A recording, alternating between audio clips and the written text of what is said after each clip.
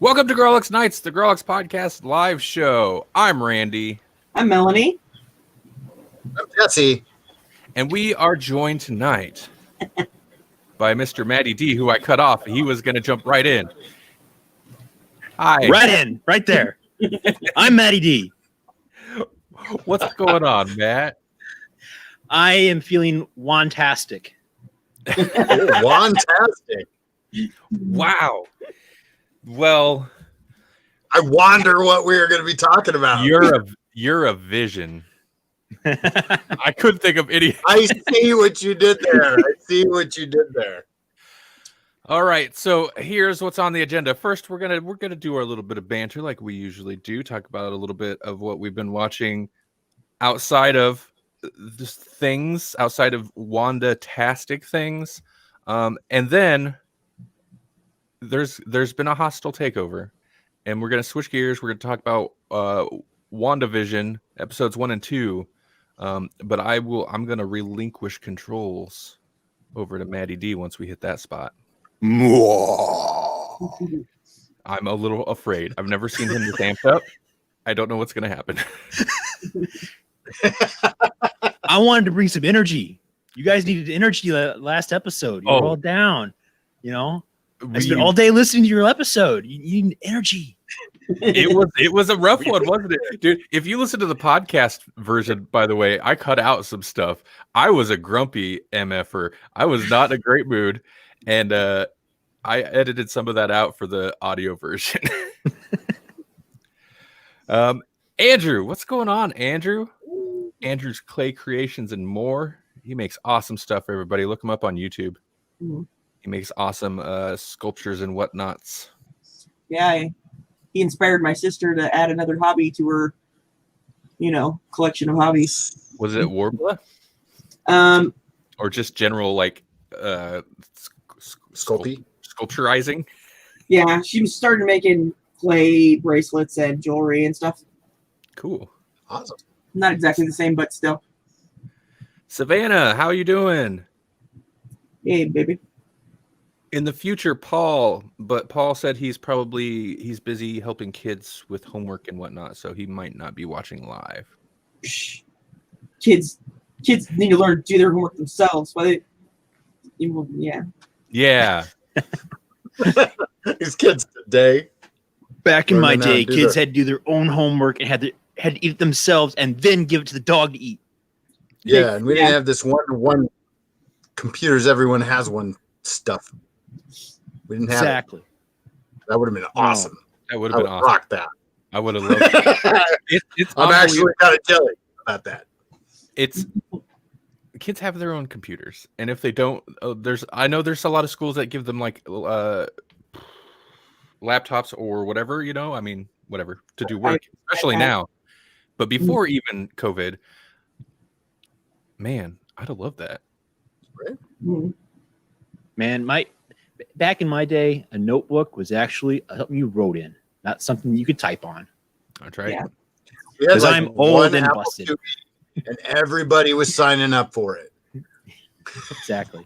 It took you 3 to 5 minutes just to load a game because you had to turn it off, turn it back on after it booted. Yeah. Mm-hmm. I have actually the whole COVID thing gives me questions and answers, because when I was a kid, we didn't even have enough books that we could take them home. We had to leave them there and share them with each other. And now they got what is it, 82,000 iPads out that they gave to people? How does that happen? Yeah, I don't know. Hey, Paul, thanks. We'll catch you in the future while you're listening to us from the past. That's an old school one, right? Hashtag in the future. Oh my God, in the futures. We used to. Yeah. Maybe that's the secret reason we went to live shows, so I don't have to do in the futures anymore. I had completely forgotten about in the future. We did that for years. That's my favorite part of your guys' segments, was in the future. I even wrote you in the futures. We're lucky Matty D still listens to our show. In the future only survived the last year it did because Matty D was sending me in the futures to use. Just writing all your predictions, yeah. Yeah. Oh man. Okay. Well, hey, let's move forward. because it's 2021. We're 3 knuckles deep into this year. Don't think too hard about it. Unity, looking forward. So let's move forward. Yeah. Okay. I hope people understand. There's irony in the things I say sometimes, or sarcasm is maybe the appropriate word. Sarcasm. Okay, good. Awkward, good. So, hey, I watched a couple things, and I'm going to tell you guys about them. It's almost like we might have had this conversation off mic for 15 minutes when we should have been streaming. I watched, I'm not going to get into spoilers because Melanie has not. I finished Cobra Kai finally. I watched the rest of season 2 and blew through season 3, and I enjoyed it. I enjoyed season 2 much more than Melanie did, but I think season 3 is better. The last episode of season 2 though is amazing. It is. It really is. That show is kind of unbelievable. For in the same scene, you'll have people. We were talking a little bit about like the actors and actresses in the show that like don't really sell the fighting, don't really sell the moves. Some of them maybe do with a little stretching or a little extra practice between seasons or something. Like it's pretty stiff or slow. Or you can really tell when it's their stunt double. Right. Oh, I mean, some are really good all of a sudden. Some of them are very old until you get a shot where they're facing away from camera, and then it's like, wow, that's not even the same hair color. Okay. Yeah, I know exactly what you're talking about there. I can't blame him with that. Is it like watching old Star Trek where you can tell he swap out William Shatner for the stunt double? Yeah. Oh yeah. Yeah. There's with some people it's real obvious. Okay, well, Kreese, that's not a surprise. I mean, it's kind of a spoiler if you haven't started season 1 yet. Right. But he's in all the PR for everything now. So there's some fight scenes with him, and like, whew, I get it. How old is the guy? He's got to be super old. He looks okay. He looks pretty good, but like, there's none of it. Like, none of it is him. I'm sure they did some close-ups and stuff. What's up, Jasper? How's it going? But anytime they need any real movement, there's a cutaway. He's facing away from camera. The hair color's not even the same. I mean, it could be him if he was younger. It's like they matched up the younger him and forgot that he's like older and gray now. So it's actually just that guy that does all the stuff in the flashbacks. Like, yeah, you're just our stunt double now. So yeah. All right, he's 74. 74. He's 74. You know what though? If they can, okay, they don't really sell it for him, but they got fight scenes. Oh, thanks, Jasper. Jasper says he's digging the lit up sign behind. I'm assuming behind me. Yeah, there's kind of more back there, but I'm covering it. But that's okay. That's the main stuff. I mean, hey, if I'm 74, if they can put me into a show where I'm at 30 something, You're 38. at 30 something, I'll be a year older in a week. I know. At 30 something, if they could put me in there and have me look as decent as they make him look, I'm game. But so anyway, so some of those people actually really make me appreciate the cast, like the kid that plays Hawk or Miguel, that really sell it. They're fast and like kinetic, and some of them really sell it super well. Just wrapping it back around because I felt that was meandering. Jesse, you had mentioned you were going to be talking about it on Covert Nerd. Have you done that already? Yeah, you reminded me. I don't know when it's coming out, but it should be coming out soon because we recorded just this last weekend, and so it didn't drop this week, but I think it drops next week. I think he said something like Tuesday, so be looking forward to that soon, and we'll probably post about it and stuff.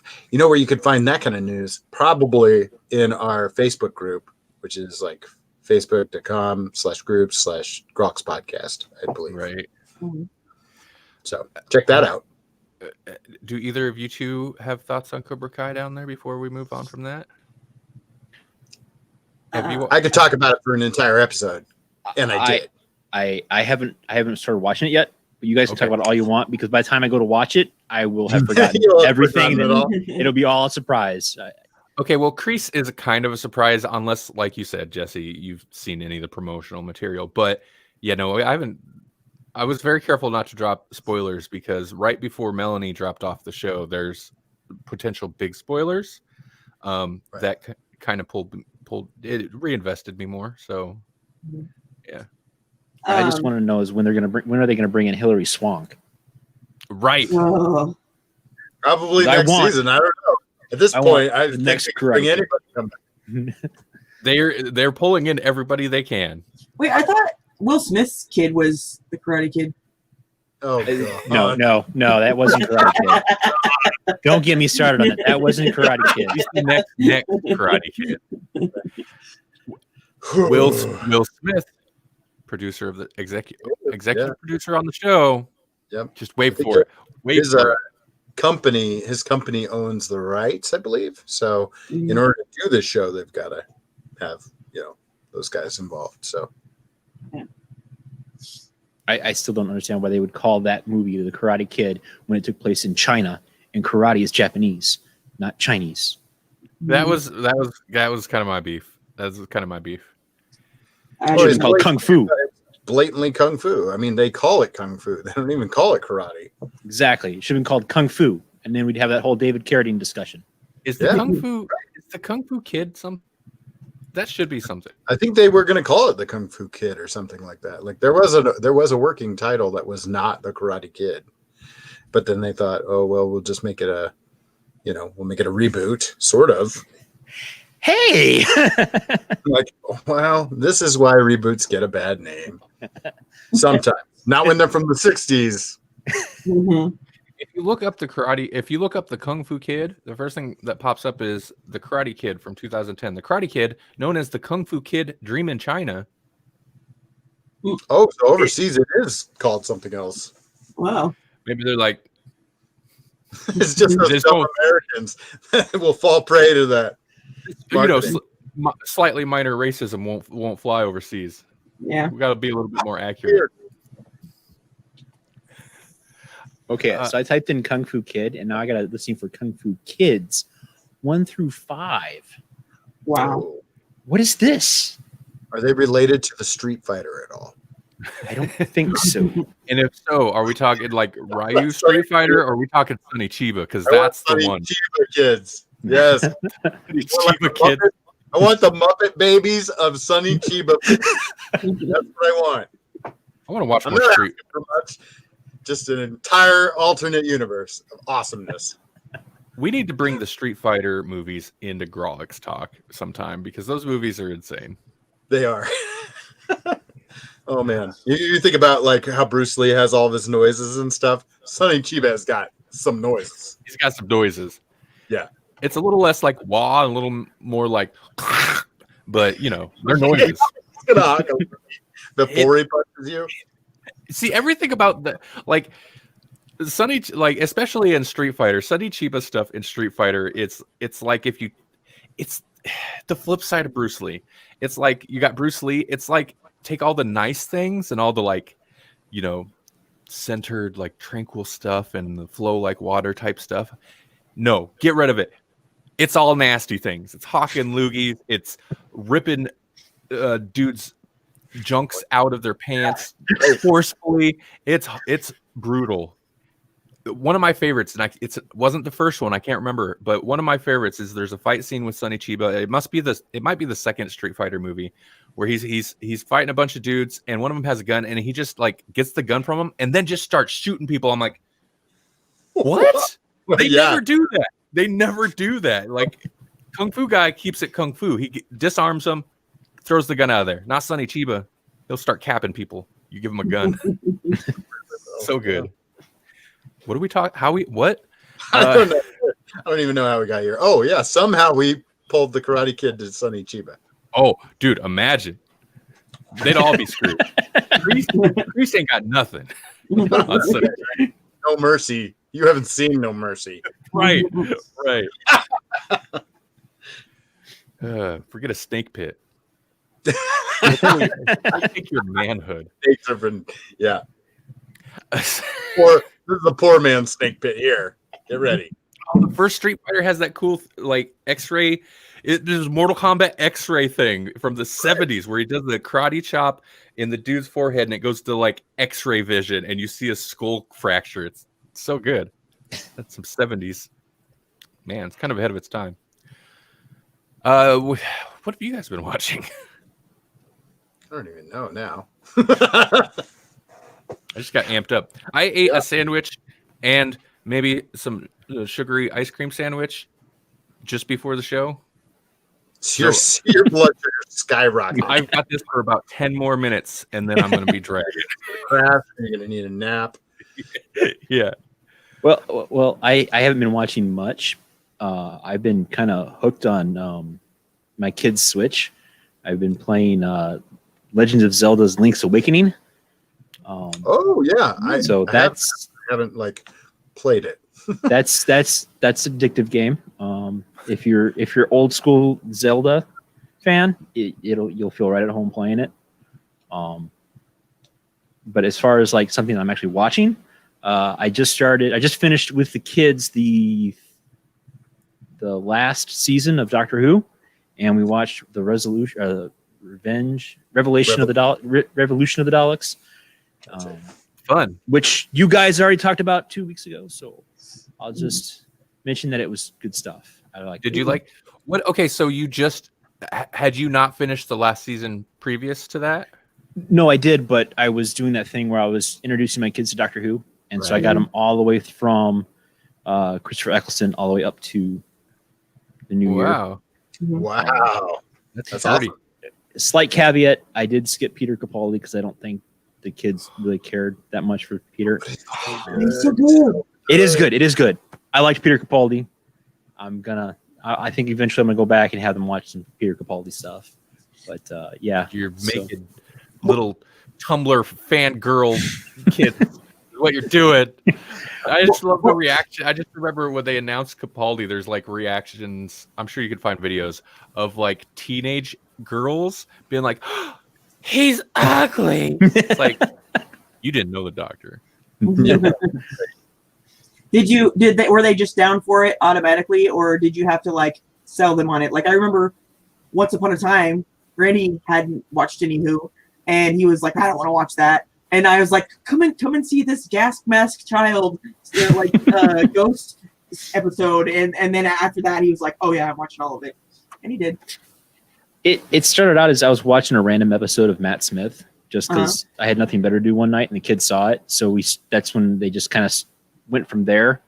And I said, well, we'll watch all of Matt Smith stuff and then we'll go back. We'll watch 9 and 10. Mm-hmm. And then just then that's when hold on a second. I'll mute you. Okay. To be fair to him, like I get. Okay, you're unmuted if you. Okay, yeah, I'm back. I get skipping Capaldi with kids, especially coming out. Not that the like run itself doesn't stop being the kind of like fairy tale-ish thing, but like the Matt Smith era, Moffat took it super like it's fairy tales. There's dinosaurs on a spaceship. It's like, and Matt Smith is fun, even though of course he gets like they have moody stuff, but he's fun and goofy sometimes. Yeah, and Capaldi doesn't get. It's great, but Capaldi doesn't get fun until like maybe his last season. Well, he's got like Sonic sunglasses and he's just like Grandpa Rocker. Like he's just an old punk rock grandpa everywhere. I mean, come on, he shows up with a tank playing guitar. Yeah, you know, and he's like, "This is my tank. I just forgot my fish," and I'm like, "Oh, that works on so many levels." Yep. But you have to get through Grumpy very cold. Intentionally, I think off-putting Capaldi to get there. Like he doesn't understand, like he lost all of his ability to understand like references and stuff. I just rewatched I think it was on the last episode where it was the introduction of Missy, like as a proper character, not just cameos. And like, man, some of the dialogue deliveries at the very beginning of that episode between him and Clara was like, I forgot why I didn't like Clara. Like she's nailing it in this. Mm-hmm. I don't think I didn't like Clara because of Clara. I think I didn't like Clara because their writers suck sometimes. Sometimes. Yeah. Yeah, no, like she was inconsistent because they honestly didn't know what they were doing with her character most of the time. Mhm. And it ended up falling into a very Moffat thing. And not even Moffat, though. Actually, I feel like it was kind of established. Rose established it. But the Moffat just doubled down on it. The Girl Who Waited, the very, like, fell into the, like, it's not just some companion along for the ride. It's like practically a love interest or a demigod in some cases. Yeah, like it's always something. A Dr. Donna. Yeah, right. RTD started that for sure. Yeah, even Donna, the like most kind of real and somewhat down to earth character. Right, she's just a temp from Chiswick. They even went there with her with Dr. Donna. You're right. Bad Wolf, yeah. Yep. Yeah. It's been a thing. Even Martha Jones, I was like, they didn't really do anything with her. Well, they just kind of made her like super big in unit, and she had the fate of the world in her hands at one point. Yeah, but they also hooked her up with Mickey, which I kind of think, like, knocks her down a peg too. Right. I don't think that lasted because she showed up in Torchwood without Mickey. All right. I didn't watch anything. How's that? That's fine. Keep talking for half 30 seconds, please. Okay. I'm a liar. I did watch things. They just aren't things that I need to discuss with any of you. Are you watching home movies again? No, I'm just watching like Legend of Korra stuff. I probably should have watched a long time ago, and I was lazy, so I started watching it. But nobody cares. Yeah, Melanie, since you've been around children, check out Hilda on Netflix. Hilda. It is a really great cartoon for kids. It definitely shows, positive messages, and it's based off of a comic book by Luke Pearson. It's set in a fantastical world where trolls exist and woodmen. Yes, no. Hand over here. No, they're not, they're technically they're called elves. On your own show. This isn't the takeover yet. They're called elves, and they do have pointed hats, but they're elves, and you can't see them unless you fill out their paperwork. And their paperwork is really teeny tiny, like little pieces of paper that you get to write your name on to sign. And then once you've signed the bureaucratic paper, then you get to see them. That's how all mythical creatures should work. Sounds like some gnome garbage to me. Melanie, you did watch something else. What? You watched Phantasm 4 and 5. Oh, yeah. I forgot about that. I think we mentioned. Go ahead.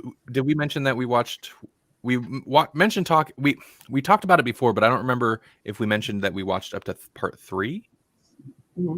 Well, we did. If we did mention it, and then I forgot we watched 4 and 5, and 4 was actually pretty good. I mean, not a whole lot happened necessarily, but it seemed the most cohesive. And even though it was still like weird and out there, and I was like, I'm really impressed with this. I'm excited. This is the best one so far. I'm excited to see where it's going. And then we saw 5, and it wasn't going anywhere. So I don't know if any of this means anything. I feel like Phantasm. Listen, as great as it is, it's a classic horror series. It doesn't get the love it should because more people need to watch it. But it is kind of ridiculous. It's super ridiculous, but that don't mean anything. I mean, look at all the 80s slashers and stuff like that. Like all the icons are all ridiculous. the thing I actually really like about not just Bruce Campbell made his whole living on that. Yeah. The thing I like about them more so than a lot of things, even though they're not the greatest movies, is there's so many possibilities of where this could be coming from or where it could be going or what any of this means, because they really hardly ever explain anything. And even when they start to explain stuff, it really just makes you be like, what did any of that mean? And so it sets up really interesting ideas and then doesn't explain any of them. So it gives you time to imagine and dream, and I like that in shows and stuff. The end of each one is just nonsense too. Yes. Nonsense to where, for example, the end of the first Phantasm is like explained away as like, well, that's not at all what really happened at the beginning of the second one. But what then is said happened at the beginning of the second one is explained away later in the second one, where it's like none of it really, it doesn't matter. The director and writer of them, Don Coscarelli, who did Beastmaster, which apparently he was not happy with Beastmaster, but man, if you're of a certain age, you love it, right? I do love it, yeah. Well, he hated it, and the producers didn't like it. Nobody who worked on that actually enjoyed it, but kids loved it. I bet if the increased ferret sales, like I was going to say, who didn't want a ferret because of that show? Right. I think I'm the only one that wanted a black tiger. Well, I mean, people thought they could maybe have a ferret. Like, Mom, I want a black tiger. Like, where are we going to find a black tiger? It's this Tiger King guy, but I don't know about him. Ferret, maybe. Maybe we could do that. Well, Matt chose not to limit himself.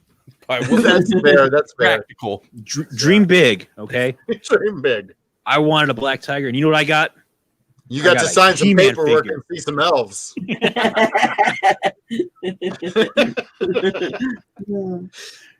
So Phantasm, I'd watched the first 4 years and years ago. I've seen the first 1 and 2, I think, several times, and I'd seen the 3 and 4 a few times.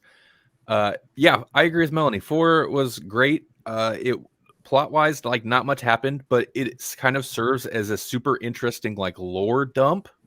Mhm. But it's not. It's also not a slog. It's still investing. Keeps you invested, even though most of the movie it's desert is most of the setting for the most part. Mhm. But it's like interesting lore that about the villain that I don't think would see coming. Mhm. And I think I'd never seen the most recent one, Phantasm 5 or Phantasm Ravager. It came out in 2015. Like, has it really been over 5 years? It's been over 5 years. I'd never watched it. It came out. I was super psyched and then didn't hear great things. And I was like, oh man. The guy who played the tall man died. Like, they shot it in 2013, 2012, 2013. Super secretive. And then the Don Coscarelli did not direct this one. And that's when I was like, uh-oh. Mhm. Uh-oh. He didn't direct it. He did co-write it.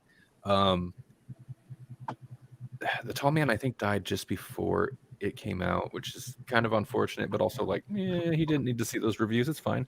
Plus, he didn't care. He's very old in that movie because he looked somewhat old in the 70s movie. So yeah, he did. The amazing thing is, with the exception of part 2, which they still had Reggie, but they recast Mike because it was, I think, made with a bigger studio, and they were like, no, we need a better leading man or whatever. Someone who looks like he could actually like survive a punch and maybe fight back. What's funny though is like so then they bring back the original Mike, who was the kid in the first one, and he is a skinny guy. They don't make him tough though. He's kind of a wuss through all those movies.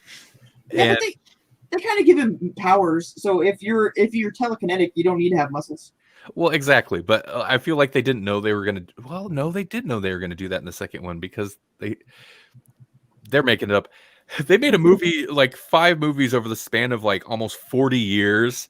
Yeah. They were just kind of winging it every time, I feel like. Yeah. But this last one, so there'd been 15 years or so between the 4th and the 5th one. It's a mess.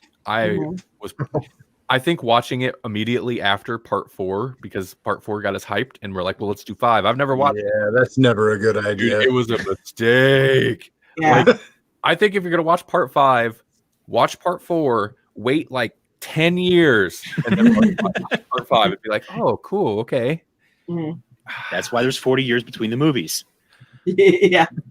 The story, it's the most jumbled in a way. I get what they were doing, but I think the big problem is like the direction. It felt like a made for Sci-Fi Channel movie. It was super bad, super cheesy. The effects were horrible. Horrible. It's like, and there were a few scenes where it looked like somebody was running around with the home camcorder chasing people around. super low budget. Yeah. Real bad. I mean, most of the other ones were pretty low budget. 2 had the biggest budget, but I think even that compared to like big budget movies of the time, which was the 80s, was still pretty small. Mm-hmm. None of them compare to how crap this looks. Like, this is really bad, which is disappointing. It's disappointing, but I don't know. There's a fan edit maybe somebody can do and like hire an effects team to redo everything. Yeah, here's one that can be remade and we'll be okay with it. But I do appreciate that, like, it's got the main cast from the original one, from the 70s movie in 2015. It's like Cobra Kai, where it's just like, even though there's been literal decades, bring it back, everybody. Get everybody. And that's especially, there's always a little bit of magic in that. Or like when Peaks The Return did the same thing. Bring everybody back. They're all literally going to die 3 months after this is done. So get them in now. And that's kind of how it goes. Yeah. Which reminds me of one thing I forgot to say, then we'll move on. Cobra Kai has the darkest Easter egg I've ever seen. Yeah. Ever. So dark. And I didn't realize it, but does it count as spoilers? Because that character is not even in the show till that episode. No, I mean, like it kind of made news too. Okay. Yeah, so I don't know if it's spoiler anymore because everybody's like, "Oh, I'm not." So keep it to yourself. Okay. Well, it's literally just one episode, and all I'll say is it's like it felt very much out of nowhere because it's very much like, I'm guessing, I'm interjecting here. The dude was sick, and they're like, the dude's real sick. If we're gonna have him, you better do it. And like, there's no getting around the fact that he's terminally ill. Yeah. Jesse, am I correct in that? I don't know, because the news has been you get differing accounts on that, because some people said no, he wasn't. That was literally just what they decided to do with the character, and then other people, like, he looks sick, so I don't know. And of course, maybe why would they do that? Could be makeup, who knows? But if that's the case, and then the guy actually died like 3 months after, then you start to think it's a curse. You're like, oh, hope not. Don't get him a body bag, Johnny. Anyway, it's pretty good. So Twin Peaks. Wow, that went dark. Twin Peaks: The Return did the same thing. The log lady was dying. She's super old, but she was dying, and like, so they gave her these, like, she was on oxygen in the show, and like gave her the speech about dying and stuff. And it's like, that's hard to watch when it's kind of real. Like, they go real, and that's kind of how that Cobra Kai episode felt, where it's like, that's hard to watch because I'm guessing he's actually sick. If he wasn't, dude, what a coincidence. Right. Mm-hmm. Anyway.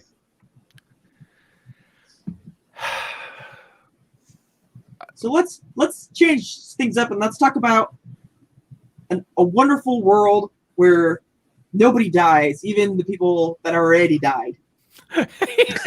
Yeah, let's talk about a show about characters. I wonder what you were talking about.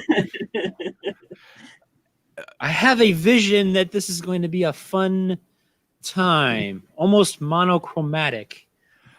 Maddie D, should I actually just hand this over, or did you have any? Because I wasn't sure how you wanted to handle this discussion in context of a 60s reboot.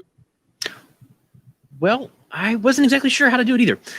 So, well, it could just be a discussion. Either way, yeah. I'm going to hand it over to you so you can do your intro. Why are we doing that? Why would we give Maddie D our show? It feels like there's a reason. I mean, somebody's forcing their way into the studios and they're taking control. Oh, what do you? Who's doing this to you, Randall? Who's doing this to you, Randall? Oh my God. This is going to sound like nonsense on audio. Hey, folks. Welcome to the 60s Reboot Podcast. I'm your host, Matt D. And today we're talking with the Grawlix group. Woo! That's right. The guys guys and gals over at the Grawlix Cinematic. Oh, crap. Thank you.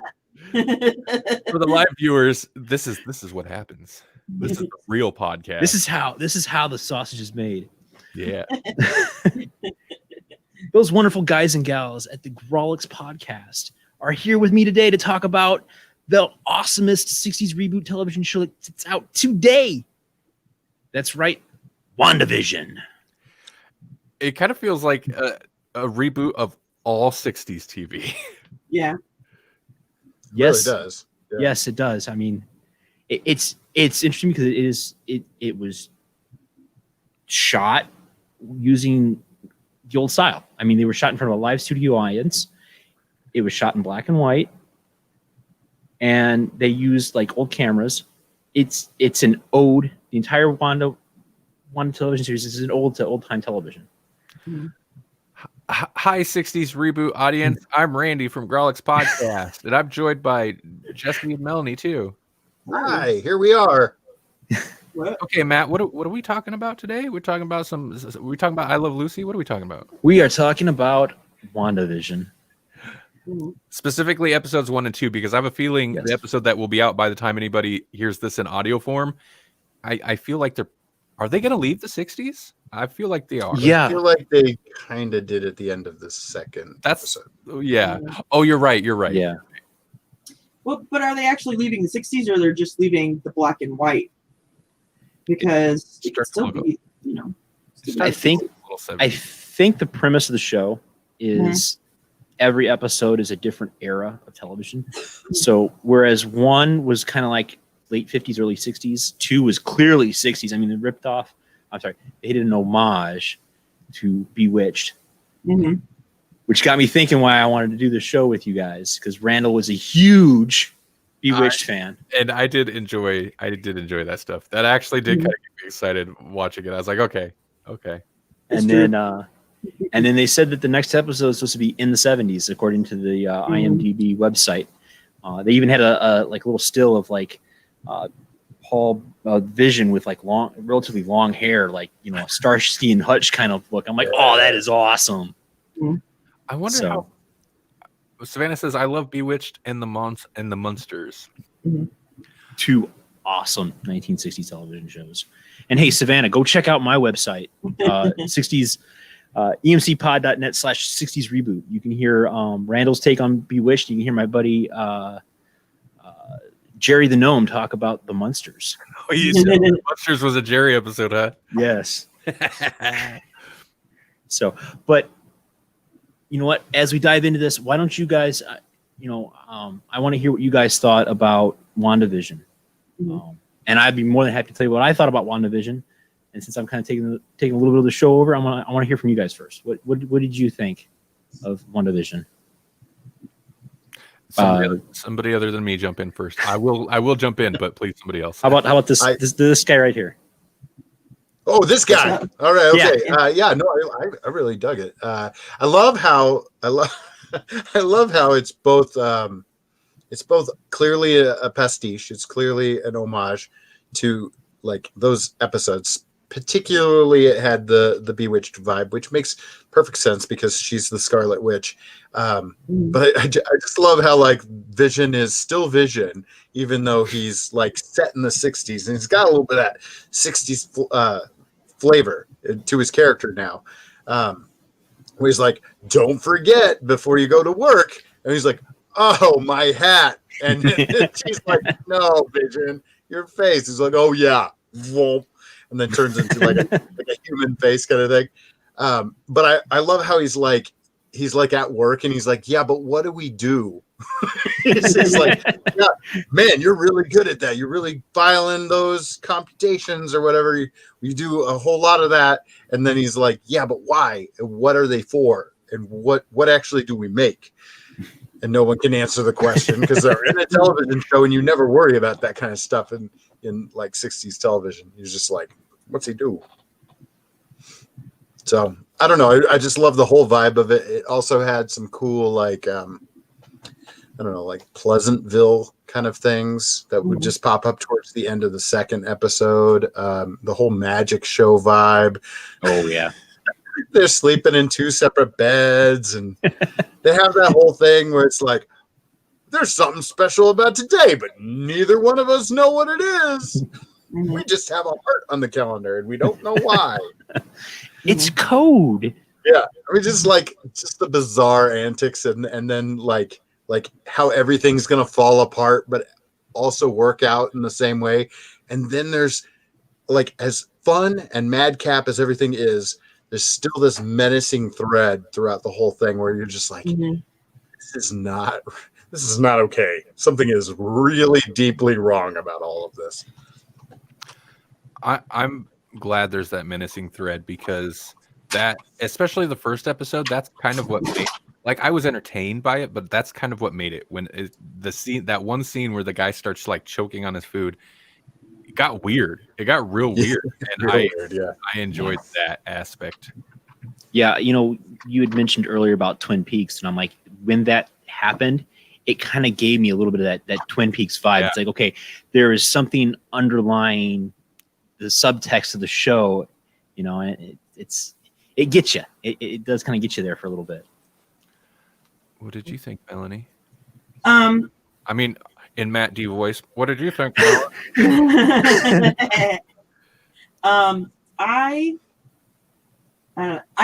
like it. I was really excited about it in the first place because I think both of those characters were like not used to their full potential at all in the movies. So I'm excited that they have a chance to do more. And I love weird, trippy stuff like this.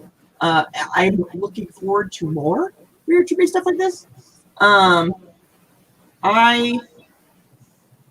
have watched old shows, and Bewitched was one of my favorite too. But I wasn't like as into them maybe as a lot of people. Like, I know Savannah, like, she likes Bewitched and she likes Monsters and she likes I Love Lucy, and everybody loves that kind of, like, I Love Lucy and stuff like that. I was never really down with it. And I know I'm weird, but I still liked the little bits of this, like the separate beds and stuff like that, like the stuff that I'm like, oh yeah, that's totally that kind of show.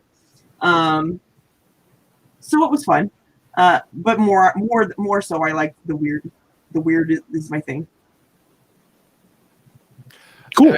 And I'm sure people listening to the 60s Reboot Podcast know, but like the whole thing with the 2 separate beds, in case anybody was confused about it, is, yeah, back in the day, if they showed a couple's bedroom, they couldn't show them, they couldn't infer, there's like inferring that they slept in the same bed, that's too risque. They had 2 separate beds. There was no funny business going on with that married couple, even though they were a married couple. And honestly, it wasn't until the Brady Bunch did you actually see a couple laying in bed together in the same bed. Really? Yeah. That was a big point about the Brady Bunch, is that, hey, wait a minute, there's this family, the mom and dad sleep together. all the other 60s shows and everything, it was 2 separate beds. And you know what? I'm sorry, I'm spouting out random 60s reboot. What you do? That's your show, TV man. shows. But I'm hoping that we'll see this in WandaVision. But Leave It to Beaver almost didn't get aired the first time because of this one item that was shown in near the boys' room, and that was the bathroom. Because they showed the toilet, they almost didn't have the show go out on air. So I am having a feeling that since WandaVision is this ode to classic television shows, that every episode is going to be a little bit different. That I'm guessing that in the 3rd episode, we're going to get a big reveal of their bathroom. You think they'll do that? I mean, I think they're going to do that. Well, it's like Psycho was controversial for a few things, but one of them being the toilet. They showed the toilet and it flushed and what? And it's like, oh wait, so the murder in the shower is fine, but the toilet is what you guys are upset about? Okay. Wow. I'm sure the murder in the shower was shocking back then too. But chocolate syrup sales went through the roof. It was crazy. Madness. Right. And speaking of Psycho and it being black and white, I have to say that I did a little research on how they did WandaVision, and they actually they went back and hired Dick Van Dyke to do a lot of the as a consultant. And so when you watch the black and white, these 2 episodes that are black and white, they went to Dick Van Dyke and said, hey, when you guys were making these shows, what kind of cameras did you use? What did the sets look like so that the blacks popped and you had the true gray tones? And we talked about how they first painted the Vision and they used the paint that they had in the movies, but because it was so much different contrast that it didn't look right. So they actually gave him like a pink face, so that it would have more of a contrast. And it's kind of neat to see some of the background that they did put in the show to make it feel like it was set in the 1950s and 60s. That reminded me of a thing that they did. They did the how commercials used to be built into the show, like right. Oh in the yeah, middle, where they would literally stop the show and then suddenly it's kind of into a commercial kind of thing. And it wasn't like that necessarily, but it was evocative of that. And then it would like every one of those commercials had like a little kind of Easter egg thing. That was like, oh, it's Stark Radio or something like that. I enjoyed like sexist angle to, especially like that first commercial. Yeah. Was it the toaster? I don't remember. It was the toaster. Yeah. I was just gonna mention that. Like it's funny the sexism in the 1960s. Men, are you tired of your toast being burnt? Does your wife not toast the bread bright? That is, total freaking sexist. You're not going to see a commercial like that in today's television. You better not.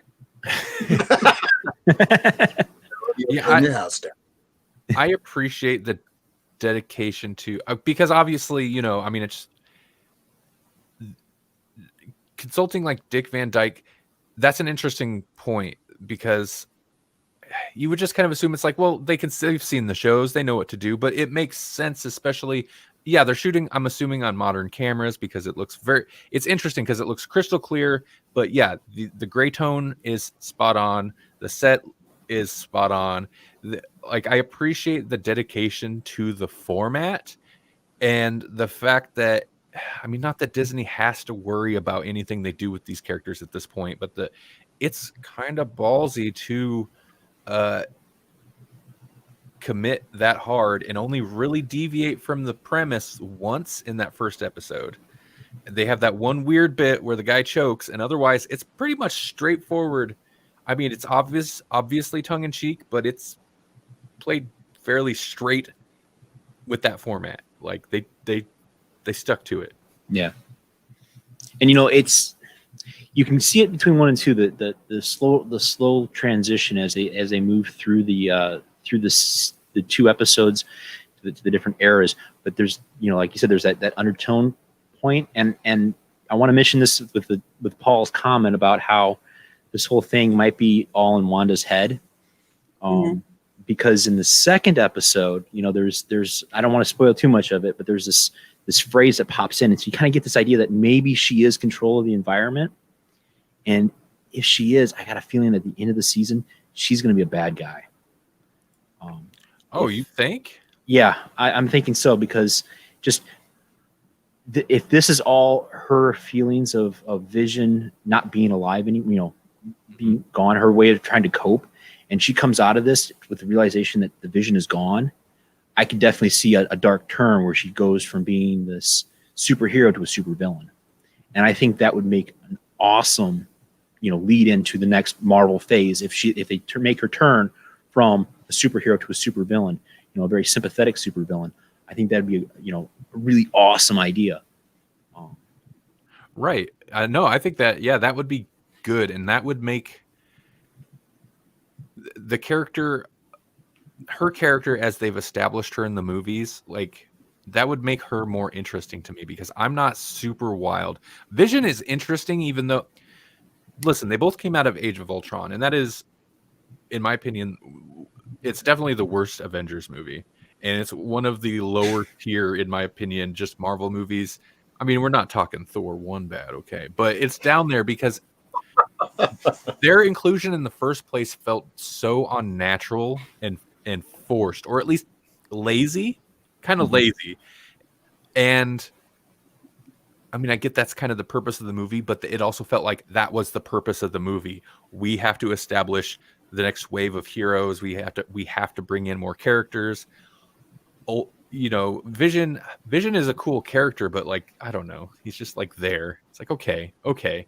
And then he doesn't really have much to do until, except for hang out with her for a couple of movies. So, I mean, if anything, especially if they go villain with her. When introducing the twins, that would be a pretty good, there's ample opportunity for like a psychological break. Yeah. And probably not too far from that anyways. I mean, based on how the last Avengers movies kind of, how Infinity War in particular ended. She's dealing with some rage in Endgame for sure. But here, like, we haven't seen her since Endgame. Like, how'd she even get here? Who knows? Paul points out it was forced because they left out her dad. I mean, maybe that's part of it. There just were a lot of things in Age of Ultron to me that felt like mandate, as opposed to like, this is what the Joss Whedon or whoever wanted to do. And I would imagine like mandating in, hey, here's two characters that we kind of have the rights to, except we don't really have the rights to like any of the stuff that really ties them into the Marvel universe at the time.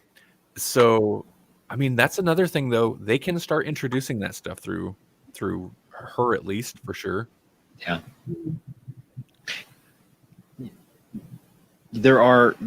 I do have a couple other theories or opinions that I'm looking forward to seeing when these next couple episodes come out.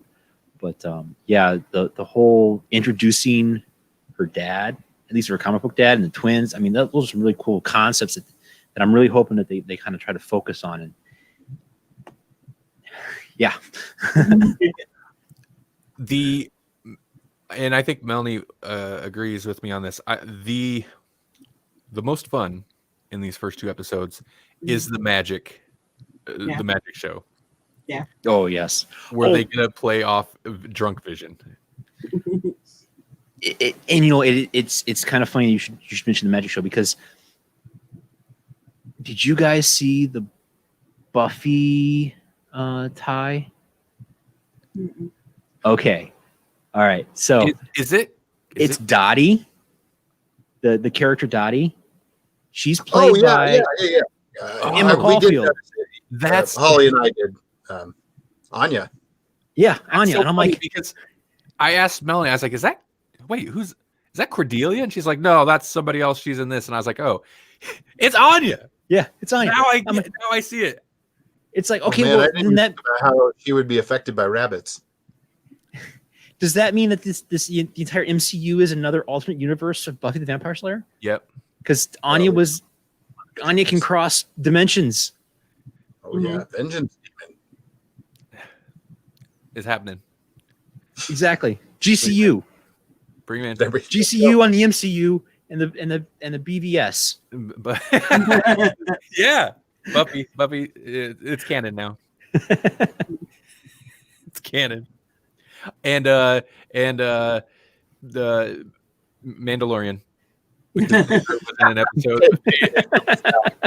He was in an episode of Buffy. He didn't die. He turned into a Mandalorian and went in a distant galaxy far, far away long ago. Right. So Shifty eyes for audio listeners. So I don't have much more to say about WandaVision, except if you guys are watching this, when you're done with this, go watch it. It's really good. It's definitely an homage to some classic television shows. And then after you're done watching that, go to my show and listen to about rebooting TV shows. Mm-hmm. What do you think? Like, nitpick this thing, since you're kind of the expert, right? Okay. Is there anything about it that you were like, I don't know? Or I was wondering also, like, casting. Like, were there people that you were like, nah, that doesn't seem like a very good choice. They could have used somebody better.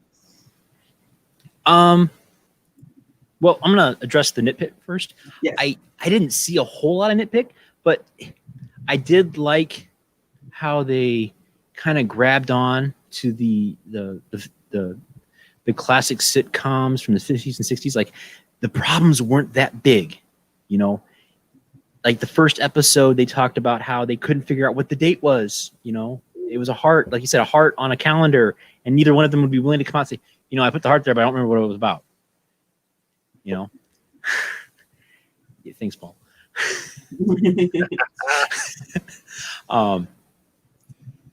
It's clearly an homage to that feel, and I've said that numerous times, and I gotta say it's great. I mean, I like how they're doing that. As far as casting, I'm a big fan of Paul, the guy that plays Vision. I always screw up his last name, Mr. Jennifer Connelly. Is he married to Jennifer Connelly? Yeah. Or it is Paul I'm Bethany, sure. Isn't it? Yeah. Yeah, it's something like Either that. Bethany or Bethany, or I don't know. I'm not good at names. Bethany is better. It sounds like a nice. I thought it was Bettany. I like the H was almost silent, but It's Like Bethany. Henry. It's Bethany. Sounds like a girl you went to high school with. Yeah, I was just thinking, yeah, I used to know a girl named Bethany. See? Nice. Can I? I'm sorry if you're not done with that comment. By all means. I was gonna say, can I jump in on Melanie's questions, because I have two that are tied together. A nitpick, and it has to do with casting, but it's not a complaint. Okay, it's very important that I state this is not a complaint. I like that they did this. It's good. There were black people. Mm-hmm. And if this were an actual, at least at this point, when it's starting to get into the 70s, that's a little bit different. 50s and 60s TV shows, I guess not so much. The first episode there weren't a lot of characters in the first episode, but I don't think we'd see black neighbors. Mm-hmm. Yeah. And that's a difference, but I feel that is an obviously intentional and kind of important difference, that they're like, yeah, let's not, carry over the weird racism of the period in TV. Mm-hmm. The sexism's fine, get it, but yeah, it's good. I mean, and I got sorry to just jump on the sexism thing. You can tell that they did it as a joke, because they're aware of it.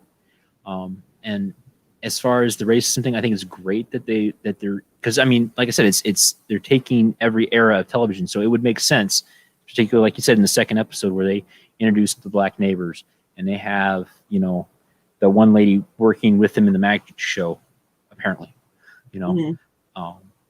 So yeah, I think that's great. mm-hmm. To back up your nitpick. Yeah, I mean, I just wanted to point it out. It's not like a nitpick sounds like, hey guys, this isn't like it's good, but yeah, that is a difference that I spotted. Mm-hmm. Paul says if you watch TV in the 50s, black people didn't exist. Well, that's the thing, and I think that's where, I mean, obviously there's other elements to it, but I think that's where pointing out, like, they make light of, but also point out the sexism. Mm-hmm. Whereas because it was so overt and just like in the TV shows, racism wasn't really a thing in the TV shows. Black people just didn't exist. Yeah. Back then, you just didn't see them, Right. and so plus like you've got a more inclusive cast. It's a little bit tougher to like then also do a little like jab like you can't really do that. You can't do it like you like the sexist commercials. All right. Sorry, I just so SJW Randy popping up to point out, hey, let's get uncomfortable. Let's be a bunch of people talking about this that probably shouldn't. Bunch of people from the Midwest. Midwest white people talking about social justice issues. Bunch of white people from the Midwest. Don't get me started. Don't get me started on those orange people. Yeah, that's true. That's fair. We don't have to. We don't have to anymore. Kind of. Wow, look at that. Looking forward. Looking forward. 2021, ladies and gentlemen. Yeah. Real quick, to answer my own question a little bit with the casting thing. She was kind of annoying, but I really liked the lady they cast as the neighbor. The Right. the one that keeps coming in and popping up. I mean, I like that actress anyway. But she seems like the nosy,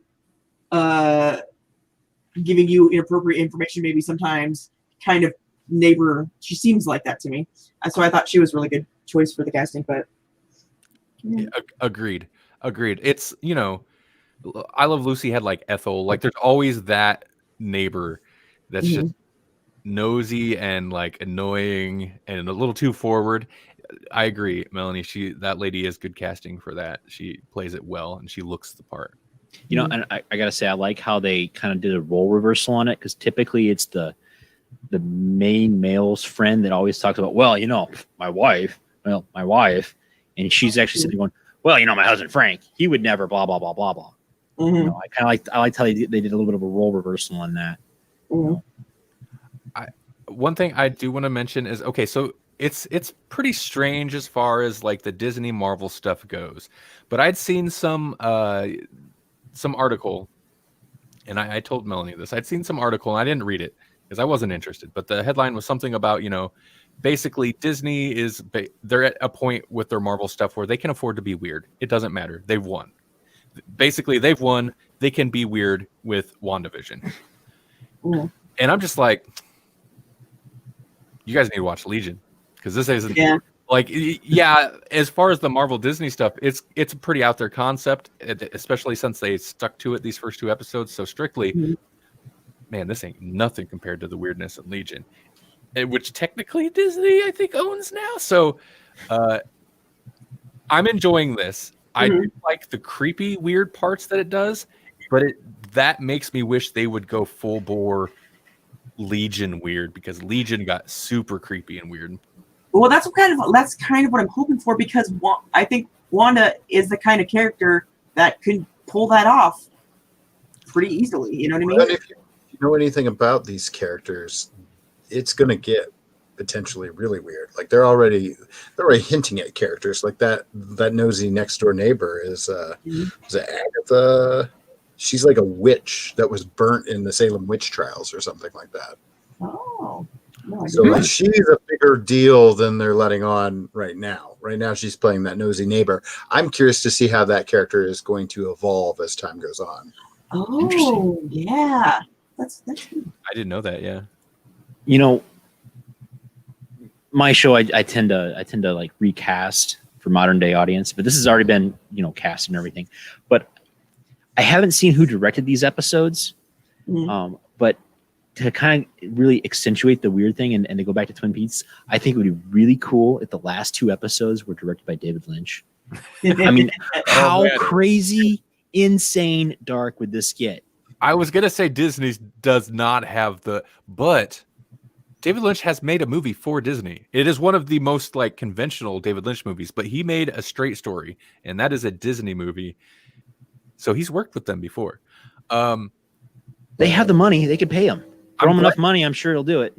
I'm glad you mentioned Twin Peaks and Pleasantville, because the first episode, Twin Peaks not super hard, but it does have that, like, when that guy's choking, it gets weird in a very like fever dream way with how Kitty, I don't know her actual name, but she plays Kitty from she was Kitty in the 70s show, that 70s show. Oh yeah. Her just repeating that line over and over, like it's kind of fever dreamy and very strange. I was like, whoa. And then episode 2, super Pleasantville, like the color black and white thing, but it looks really good. Of course, now it's easier to do now. I think in Pleasantville it was still like they had to do some very interesting trickery to make it work, and now it's like we get computers, of course. But I'm just glad you mentioned those two, because those things both popped in my mind watching these. And anytime I'm watching a Disney show and Pleasantville or Twin Peaks pops into mind, right, not a bad experience. So there's one last tangent I want to go off on, and it has to do a lot with the second episode. You seen a helicopter that was in color, and she like picks it up and she looks at it. Mm-hmm. There was like an icon on the helicopter, but I couldn't quite determine what it is. Did anyone else kind of see that? Any idea? Did it have the sword icon on it? Yeah, like a sword icon. I wasn't sure what that was. It? I don't know. I can't say for a fact what I saw, but I know that the sword icon is plainly visible, like in that one little cutoff scene where they're actually watching the WandaVision show. Okay. Like it's on their field notebook, like it's right there on their notebook that it's this sword logo. It's like, oh, a sword. Mm-hmm. So that's like the outer space division of S.H.I.E.L.D. essentially. Okay. If you're not familiar with what sword is. Right. They're kind of like the watchtower of the MCU. Like how DC had their moon base or whatever, their satellite. It's so funny. I was looking it up. I finally found an article and was reading it right as you were saying what it was. I was like, okay. Oh, Jesse knows. Jesse's got this stuff. Well, thanks. This was fun. yeah. We were kind of talking about comic books tonight. I know. I haven't looked at. I've seen. Of course, on YouTube or whatever, these videos pop up for anything. But I was curious, but not enough to click the video yet. I probably will later. There's been a few of those, like all the Easter eggs, and apparently there are a lot of pretty deep Easter eggs in both these episodes. Which I bet, like it seems like the kind of show where I saw just a TikTok, because they're super, super short, that just broke down the Easter eggs in the animated Bewitched style opening for the second episode. And there's quite a few in there. I was like, oh, I wouldn't have caught all of those. I caught a few of them, but there's no way I would have got them all. Yeah, Paul says in the comments, he says they're supposed to be building towards Sword and Shield. So fingers crossed. Shrug, fingers crossed. And he said read House of M. I mean, if they go a House of M route, that's obviously how they'll bring in the X-Men. Right. Somehow. I mean, yeah. They can both bring them in and destroy. They can just bring them and just make them disappear too, I guess. Should be like, no more mutants, and be like, what? No more whats?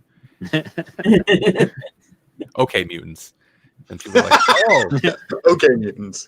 It's like, okay, boomer. Okay, mutants.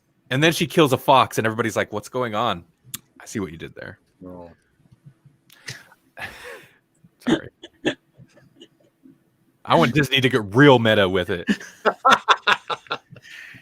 I just saw a mouse pay a fox, and then the mouse killed the fox, and then an alien came out of it. Dog. Oh, they had him kill the fox. Oh, there you go. Right. And then the hound dog morphs into an alien and busts out of its chest and runs across and says, "I'm a Disney princess." It's actually Mystique. Mystique killed the fox. What does the fox say now? Whatever we want it to. Stop it, Frank.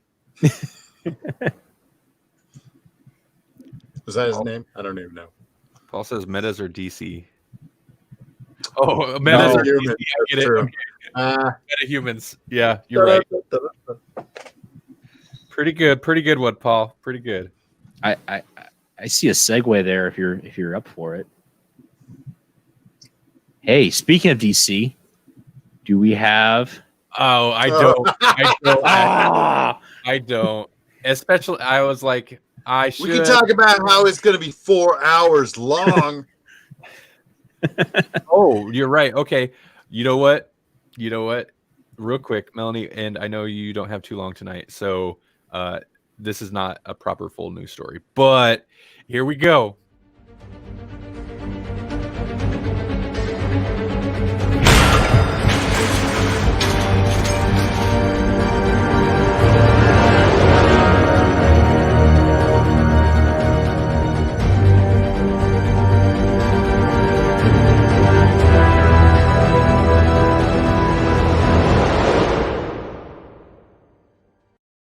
Snyder Watch. That's right. It's even in 60s reboot now. So that Justice League miniseries is no longer a miniseries. It's now just a 4-hour long movie like it was going to be in the first place. It's like they heard that we liked that idea, and then they're like, nope, let's make it painful again. It is so clear they have no clue what's going. This is the most seat of their pants, like transparently seat of their pants thing I've ever seen a big company do. Mhm. They're like, well, we think we're going to split it up. Okay, it's going to be 4 things. The first part's going to come out this around this time. You know what? Actually, it's going to be a 4-hour long movie. It's like, wait, what are you doing? Why? Was that really like having a 4-hour long movie? Is that really going to improve the viewing experience? I feel like if they could make honest chapter breaks, how could that not help? Exactly. We talked about what was it? Hateful We did. Eight. The Hateful Eight. Make it a Hateful Eight cut. Hateful Eight was actually a lot. The interesting mini-series cut that Netflix got was actually for me way easier to sit through, and I even ended up binging it. And probably I could have just watched the movie, but you know what? Those chapter breaks kind of made a big difference. I was like, well, I don't have to stick here, but you know what? I kind of want to. Yeah. Put the Gives chapter you breathing room a little bit, and that's what a movie like this will need, is just built-in breathing room. Because even Avengers Endgame, it was like, oh man, I'm gonna have to not drink any soda. You know what I mean? You had to go into that movie with a game plan, and that was Avengers. Avengers keeps you, they keep you dialed in pretty good. But something about these DC movies, and it's not bad to have those low moments. That's fine if it's done well. But if you have so many low moments that I'm falling asleep during Batman v Superman, there's a problem. Right. Well, maybe they just figure everybody's already seen it, so they can go to the bathroom if they want, and they're not really going to miss too much. Well, here's the thing, though. I mean, you are watching it at home too. From Warner Brothers' perspective, this, and I'm sure maybe they spent way more than they expected. They're like, maybe we can release this into the theaters eventually.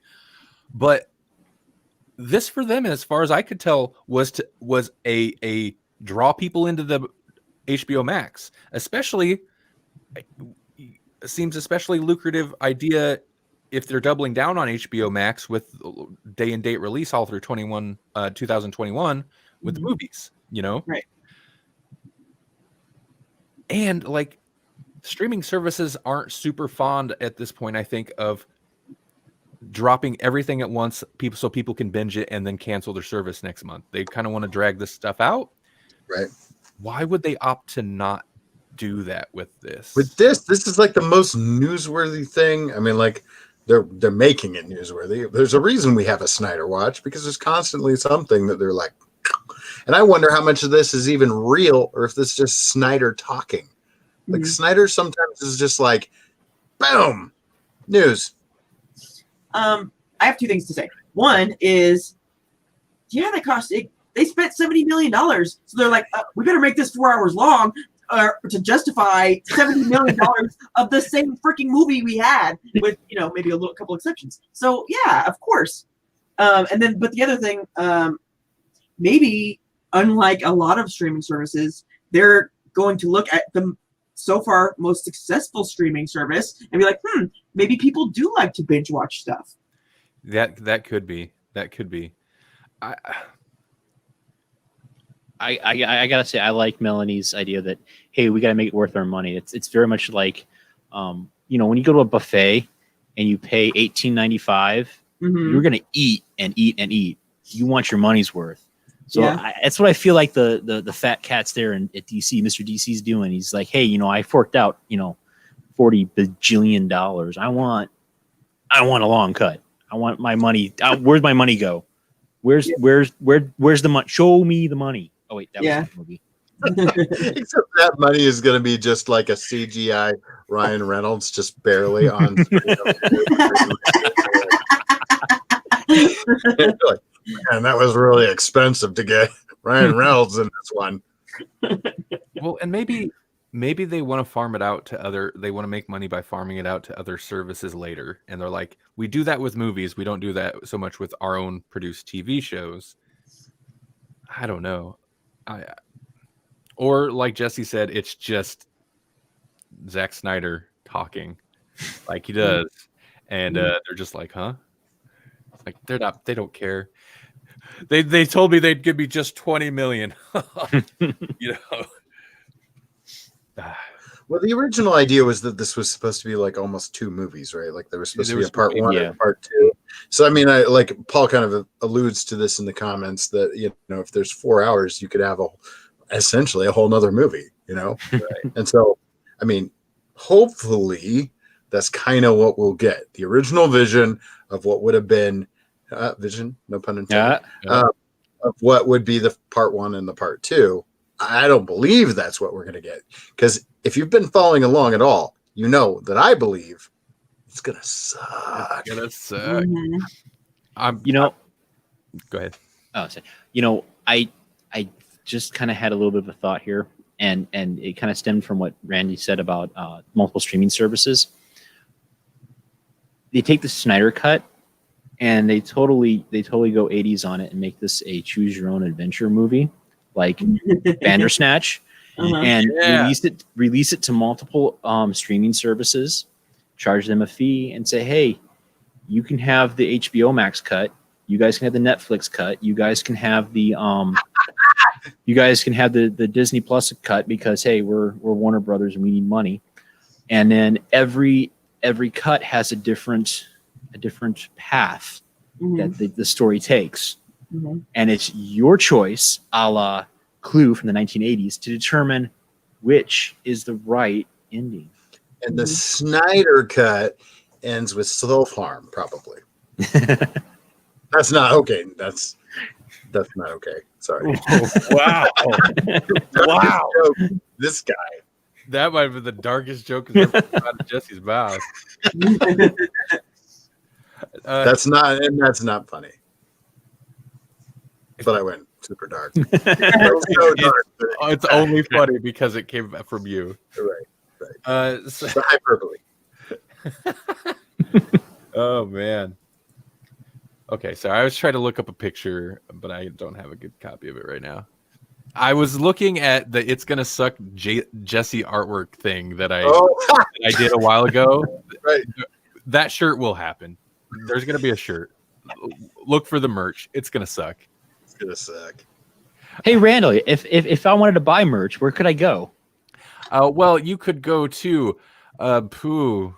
where is it? Hold on. I set you up. Yeah, he does this every time he's on. Twice. Too. Like I set you up. It up, and then they're like, we don't know where to go. We don't know. Okay, what listen. Because well, first you can go to grawlixpodcast.com or go to electronicmediacollective.com, and there will be like a shop or merch banner or tag somewhere. But the problem is TeePublic. I'm sure I have a good, easy redirect somewhere, but I don't remember what it is. But if you go to tpublic.com/user/EMC, I guess. I need to set up a good link for TeePublic. I know I have one. I just don't remember what it is offhand. So my apologies. You did though. That was good. Just call me Paul Blart because I'm a segue master. But in general, you should go to grawlixpodcast.com. It's GRAWLIX podcast.com. Also, I have been updating the EMC site a little bit. It's like 2 months. I just kind of stopped posting episodes because I've been doing it every day for like 5 years. Randy's been a little burnt out on it. So I've been slowly kind of updating it. I'm going to try to make it more automated so I don't have to do it every day. I can't imagine why that would get old. Yeah. I can't believe it took like 5 years. I mean, there were times when it was like, I'm tired of this. I'm doing it for free. But I can't believe it took 5 years before I was finally like, you know what? I'm just not going to do it. I'm not going to do it for like 2 months. New episodes, too bad. But EMC will be getting back up to speed. So, Hey, speaking of getting back up to speed, I want to announce it right here on this show. 60s Reboot is coming back. yeah. I was like, hey, we're on a show that's not even on right now. What's going on? Temporary hiatus. I was going old school Doctor Who there. So I'm regenerating the show. Regenerating the show to a new 60s reboot starting right here, right now on the Grawlix Podcast. Are you rebooting 60s Reboot? Yes, I'm rebooting 60s Reboot. So is it the 60s Reboot Podcast reboot? Maybe. We're gonna have commentaries. We're gonna have more shows, and we're gonna have more stuff. Fun. Still trying to figure that one out. Stuff is super open-ended, but I'm into it. Yes. Especially the weird stuff. Yeah. Of which there's a lot. Yes. The 60s. So, And new guests. Yeah, there we go. man, I'd be down for some 60s Doctor Who commentary. Jamie McCrimmon, sign me up. All right. Grawlixpodcast.com/shop. That'll get you somewhere. Oh, you brought that full circle so seamlessly and organically. Paul Segue. Oh, hey, Paul Blart, nice segue. Let me just shove my foot under that wheel. It's easy. Paul asks, is it a reboot, relaunch, or reimagining? It is a regenerated reboot for a reboot from a relaunch that is now being recasted for a renegotiated reimagining. Riri. All I know is when it comes back, Matt will be played by a young lady. Oh. You got to get Cool. got to get those optics up. Yes, I will be. Wow. And you can't forget, of course, your good friend Jerry the Gnome over here. Oh, Jerry- he's hanging around some more too. Jerry's there, but only for one more season because he will be deemed problematic eventually. Yeah, I already got a couple subpoenas or restraining orders on me, but there's not much you can do when you can, disappear into the magical kingdom for about 6 or 7 months. And I'm not talking about the mouse magical kingdom, the real magical kingdom, where there's elves and unicorns and leprechauns and redheaded guys standing in their lawn going, "Hey, get off my lawn. I don't like you gnomes." It's weird. It's weird that guy lives in the magical kingdom. But also not surprising somehow. It's weird. Paul, what does Paul mean with this comment? He says, Randy is the internet explorer of the group. I like to think of myself more as the Netscape navigator of the group. Thank you very much. Yeah, we could do sea shanties with the wheel logo. Netscape navigator needs to come back, by the way. Does it? No. Yep. Okay. Well, I'm gonna end Grawlix, and then you can end 60s Reboot, or do you want to end 60s Reboot and then I'll end Grawlix proper? I'll go ahead and end 60s Reboot.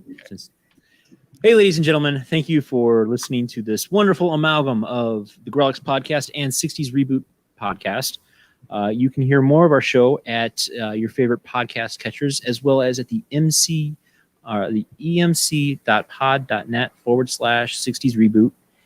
It's over at the Electronic Media Collective Podcast Network. Thank you for listening, and have yourself a wonderful evening, or day, or afternoon, or tea break, whatever time it is right now. Paul is the AOL. Hey, You got mail. Melanie, do we have anything we should be amazed about? Yeah, it's not really so much sciencey, but it's still pretty amazing.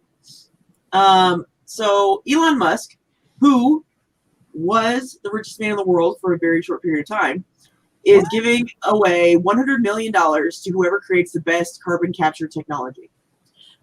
So a super, super rich guy is giving away his money to make the world a better place.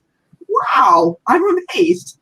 So I'm really excited about that, and I think your move, Jeff Bezos. That's what that is, right? So I'm really excited about it, and I think we should all study up on carbon technology so we can split us $100 million. What you think? So, like, no, yeah, well, we got it, Elon. Just give us the money. We'll take care of it. Start writing that check out. Go ahead. I got some Sims expansions I want to buy. Where's that money? I love that that's your priority with this money. Like, Don't worry. It'll help eventually. those Sims expansions don't just by themselves. There's a lot of them. I'll stop, like, driving around once or twice a week like I do. That'll save us. Right. I did, sorry, real quick to respond to Paul. I did see the dinosaur buttholes, but I thought this might appeal to more people. I did see that. You know, in the world. An amazing thing to hear somebody say. It's so like nonchalant about it too, just like deadpan. Like, yeah, I saw those. Yeah, well, okay, I know. I read an article about dinosaur buttholes. That's really what I'm very okay. Oh, I'm sorry. I would say I wanted to just chime in one thing. So last episode, you guys had talked about Elon Musk, and you said that he's $1 million guy. You don't want to rain on his parade or anything. But he's a horrible musician, and I think the word Tusk came up. Elon Tusk.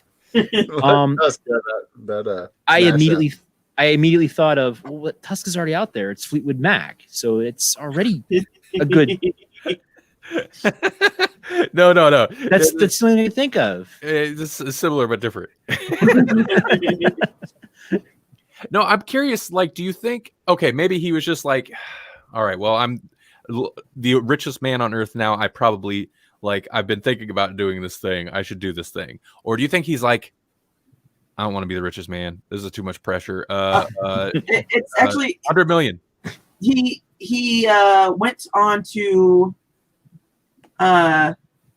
Twitter and was like, okay, I'm the richest man in the world. What's a good thing I can put my money towards? So he did it. He's intentionally trying to better the world, which I get. That seems like his thing, even with the space travel and all that. That seems like his goal, which is one of the reasons that I prefer him to be the richest man in the world to someone like Jeff Bezos, who his goal is to be the richest man in the world. You know what I mean? Right. Paul says, I think Elon is bored. I mean, maybe.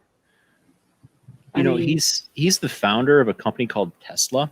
Mm-hmm. And if I remember right, Thomas Edison, who was, Tesla's rival, made a similar offer that he would give up money for someone to bring him an invention to do something. And Tesla did that, and he never gave him the money. So I'm thinking that this might be like a slight role reversal here. Oh. I'm going to be like Tesla, but learn from his mistakes. I'm just saying. Yeah. So he's going to get this technology and then just hoard it. Yeah. Like, this would be nice to have on Mars, suckers. Can you imagine if you had this on Earth, though? And then Martin Shkreli jumps out and is like, I got the Wu-Tang. I'm going to Mars with Elon. How long has it been since you thought about Shkreli? It's probably a good thing he was locked up in prison through most of 2020 because the world did not need Martin Shkreli up in its business during 2020. He was trying to get out though. He was using the COVID as an excuse to get out. He's like, I can help them come up with a cure. It's bad enough we had the Tiger King and he was in prison. Right.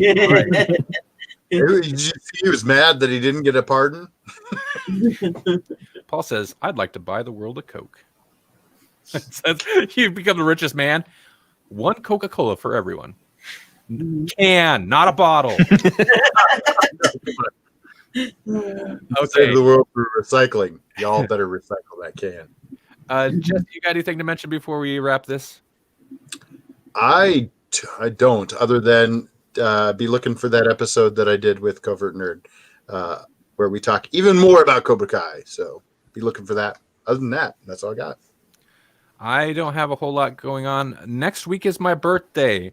I traditionally don't do a lot on my birthday evening, so we still might be streaming.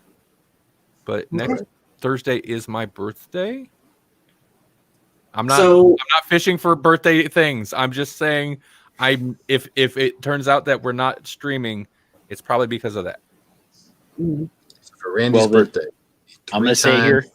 That news. I'm gonna say here first. Then, happy birthday, Randy. You are the first to say it this time. Yep. Thank you. You look good for a 25-year-old. You know what's up. You know what's up. All right. On that note, thanks everybody for watching. Thanks everybody in the future for listening. And get your ass to Mars? I don't know. I'm sorry. Like I had to even go on Grawlix with it because Total Recall is the only thing I can think of to tie into what we were just talking about. Oh, yeah. Grab a Wu-Tang CD and go to Mars with Elon. There ain't nothing to mess with. Not on Earth or Mars. Just ask Redman. As the Red Man. Woo! Way to pull it into the garage. That's a thing they say. Bye, everybody.